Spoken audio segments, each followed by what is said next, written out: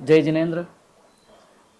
आज की इस टॉक शो में मेरे साथ है महावीर मेरा पंथ के संस्थापक आत्मज्ञ श्री सुरेंद्र जी राखेचा। आप मूलतः बीकानेर से हैं, सूरत में निवास करते हैं और देश भर में जैन मंत्रों के साधकों की एक पूरी नई टीम आपने तैयार करी है, जो प्राचीन स्तोत्रों प्राचीन मंत्रों के ऊपर साधना करते हैं और अपने जीवन को एक नई ऊंचाइयों पर ले जा रहे हैं, अपने आत्मबल को संचित करके आत्म साधना कर रहे हैं।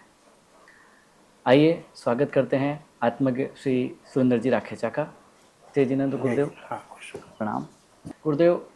आज के कुछ प्रश्न हैं जो सामान्य श्रावकों के मन में जन्म लेते हैं और मैं उसी विषय में कुछ प्रश्न आपके साथ में करना चाहता हूँ।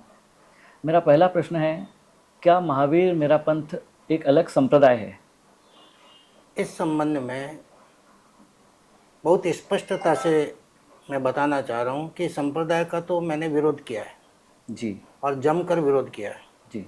और ये संप्रदाय के कारण ही हम जैनी एक नहीं हो पा रहे। बहुत से ऐसे किस्से सभी के सामने हैं, परंतु खुलकर कोई बोलता नहीं है। जी। जब भी अपने संप्रदाय की बात आती है तो सभी को लगता है कि हमारा संप्रदाय ऊंचा है और अन्य का हमसे कमज़ोर है। हाँ। और वो दिखाने की चेष्टा भी रहती है। जी। उनमें गुरुओं का भी हाथ है और श्रावकों का भी हाथ है। अच्छा। तो ये दोनों जो चीज़ें हैं वो वास्तव में हमारे संघ को तोड़ रही है और यही कारण है कि कुछ ऐसी बातें भी अभी सामने आई है जी। जिससे स्पष्ट होता है कि ये संप्रदायवाद किसी भी स्थिति में इच्छित नहीं है। ये मेरा मंतव्य है और इसी पर मैं कायम हूँ। जी गुरुदेव, मेरा एक और प्रश्न है। जब श्रावक सामान्य धर्म क्रियाएं करते ही हैं, कोई माला करता है, कोई सामायिक करता है, साधना में ऐसा क्या विशेष है जो जैन मंत्रों की साधना से जुड़ना चाहिए? हर संप्रदाय की अपनी अपनी धर्म क्रियाएं हैं, क्योंकि जैन धर्म बड़ा विशाल है। जैसे कि कोई जप करना चाहता है, कोई स्वाध्याय करना चाहता है जी। कोई तप करना चाहता है, कोई वैयावच करना चाहता है जी। कोई साधर्मिक भक्ति उसमें लगा हुआ है जी। कोई विहार सेवा में लगा हुआ है। ये सारी अलग अलग क्रियाएं। फिर धर्म क्रियाओं में भी हर संप्रदाय ने अपने अपने धर्म सूत्रों का चयन किया है जी। जो उन्हें सही लगा। सारे ही सही हैं, परंतु जिन्होंने लगा कि इतना आवश्यक है तो उतना उन्होंने अपने श्रावकों को दिया। जी। अब आगे जाकर ये हुआ कि श्रावकों ने ये समझ लिया, उसमें साधुओं का हाथ भी है, कि हमारे संप्रदाय में यही मान्य है, इसलिए हमें दूसरा कुछ देखने की जरूरत नहीं है। जी। बस गड़बड़ी यहाँ पर हुई है।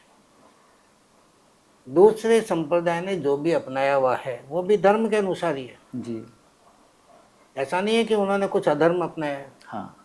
तो अधर्म तो अपनाया नहीं है, उन्होंने अपनी समझ के अनुसार धर्म क्रिया निश्चित की है अपने संप्रदाय के लिए। जी। तो इसलिए ये दोनों बातें कि यही सही है, हमारा ही सही है, ये गलत है और इसको हमें अच्छी तरीके से समझ लेना चाहिए कि जिसको जो सूटेबल हो अपनी साधना के लिए जी।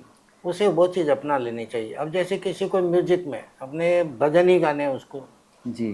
तो वो भजन गाए, जी। मना नहीं है। अब वो उसको जबरदस्ती नहीं तो तपस्या कर, तो वो तपस्या नहीं कर पाएगा। जी। अब जिसकी बचपन से तपस्या की आदत पड़ी हो तो बिना तपस्या के रह नहीं सकता वो, विशेषकर चातुर्मास में भी तो रह ही नहीं सकता वो। तो वो उसकी आदत पड़ी हुई है।